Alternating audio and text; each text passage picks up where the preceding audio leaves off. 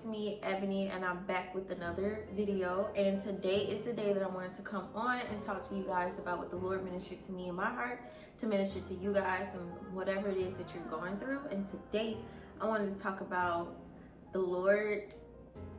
I want to talk about what the Lord went through in Mark 15 and just talk about how that applies to our lives and just give y'all encouraging words to like keep going.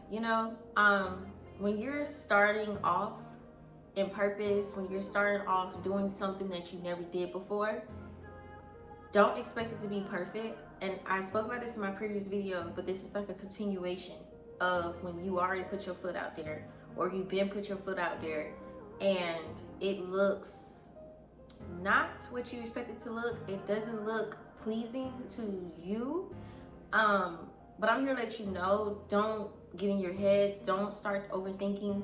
Don't feel like it has to be perfect the first go around. Just keep going, because you know the vision. No one else knows your vision. You know the purpose that God placed in your heart to do. No one else knows it. No one would understand it. Only you and the Lord. And that first step is a step to obedience. And that first step is a step to victory and a step to elevation. Okay? Slow motion is better than no motion. And when you first do something, you're getting your foot wet. You know what I'm saying? Like, it's not going to be perfect. It's just not. Especially if you're an overthinker. I'm speaking to my overthinkers. Some people can just put whatever they want out there and they think it's perfect. They think it's this and this and that. And that's the confidence in them. And that's what you should have too. Whether you feel like, oh, yep, this is not great. this looks disastrous. This looks so bad. And it feels so bad to even put this thing out. And usually you would tend to run to fear and be like, yeah, I'm not putting this out because this ain't what I like. This is not it. And which is not much of a bad thing, because you know how you want yourself to look. But if you continue to overanalyze and just stay in that motion, you're not moving anywhere. You got to put it out there first and just believe and know that God will elevate you and he will make it better in due time. The more that you do something, the better you become at. The more you work on your gift, the better you become at your gift. And when you don't, and you just sit there and you wait and try to make it look perfect or try to make it look good, and you don't do nothing,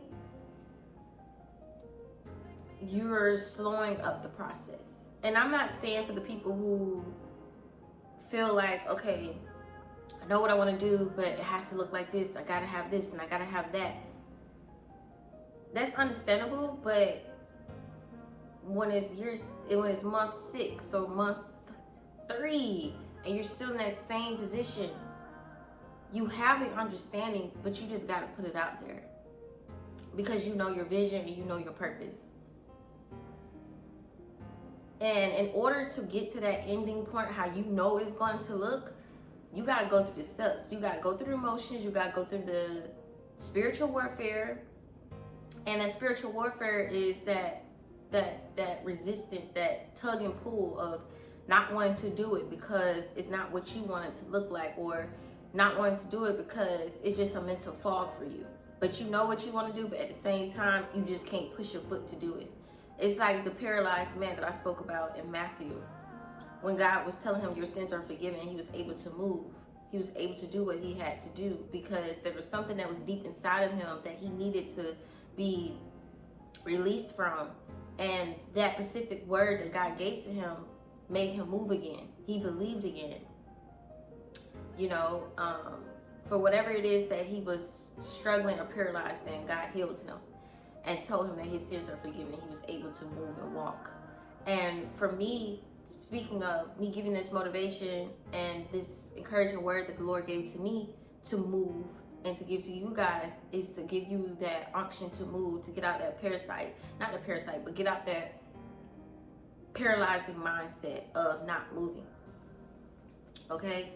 And I'm going to make a video about that in my next video. But going back to what I was speaking about earlier, facing that uncomfortableness of what is this?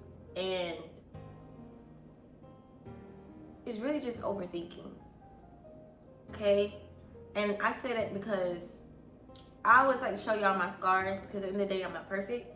I'm not here to be something that I'm not, because at the end of the day, when I'm off camera, God sees my actions. He sees my actions when I'm on camera. He sees all of me. There's no hiding. So even for myself, when I first started working out in 2020, before I started working out, I was skinny as a stick. Okay, did not like how I was looking, so I decided to work out. And when I first started, it looked a mess. I tell you, I looked so cringy in my eyes. To other people, it may not look like that, but for me, I knew my vision. I seen the purpose that God had placed over me. I seen what I know what I could look like. So I posted the first photo because at the end of the day, it's going to look discouraging. It's going to look bad. It's going to look like, what is this? But in it all, you have a plan and you have a purpose. You know that God will elevate you when you're obedient. When you listen to his word and you trust him, he always elevates you. And that's my testimony, because God did it. You know, I was looking like this. And at that point, when I was looking like that, I remember I used to tell people, yeah, I'm gonna be 100-some pounds. At that time, I was 80 pounds, never hit 100 pounds in my life.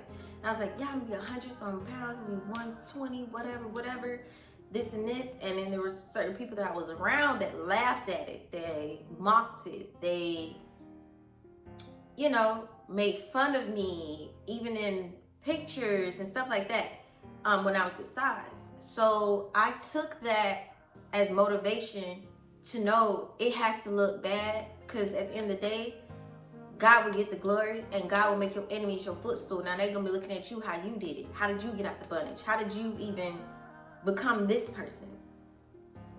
You know?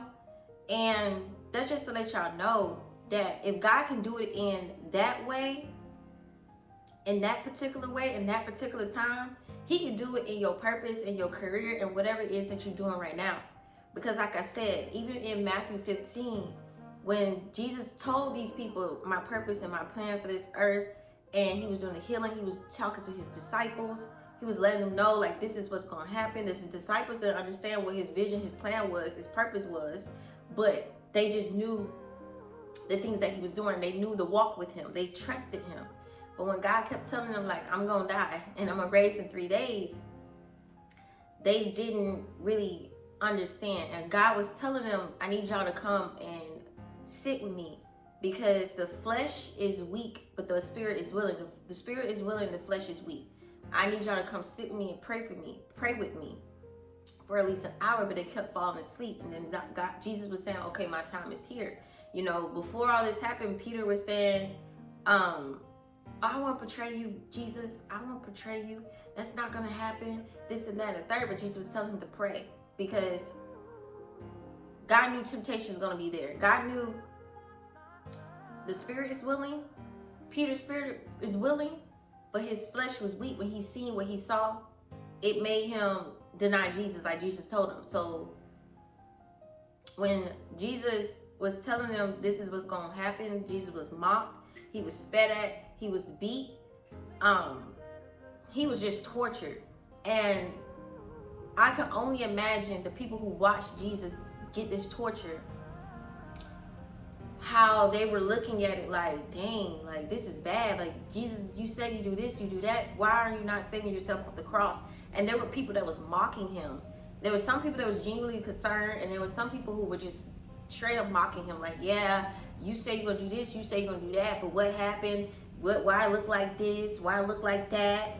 And that's just to let you guys know that God had a plan, was to save us, and also to use that story that he went through for our lives and what we're doing, that he called us to do in our purpose, which is to go out there, even though it looks discouraging, even when it's discouraging, even when it looks bad to your eyes, or whatever the case may be, because at the end of the day, it could look bad to you but look good to somebody else, you know. And you don't want to get caught up in how it looks like.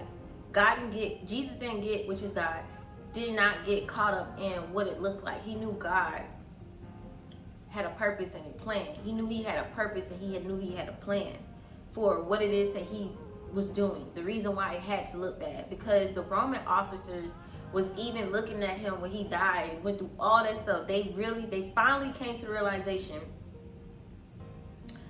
that he is the Son of God. They literally said, oh wow, this is the Son of God. Like, everything he just went through. And now Jesus died and he rose again. He resurrected again. And now the people who flogged him, the people who mocked him, they're trying to cover it up when they realize that Jesus is not in that tomb no more. They're trying to cover it up. And that's just to let you guys know, when it look bad, just know that God got a plan for you. And the more you work on your gift, the better you become. The more you stay focused on what you got to do, and not the outsiders or what the outsiders are saying, and not what they're mocking about, or not what they're talking about, or what they're not liking. And the more you focus on your vision and what you're supposed to do, and not focus with the resistance that try to come into your mind and tell you not to do it.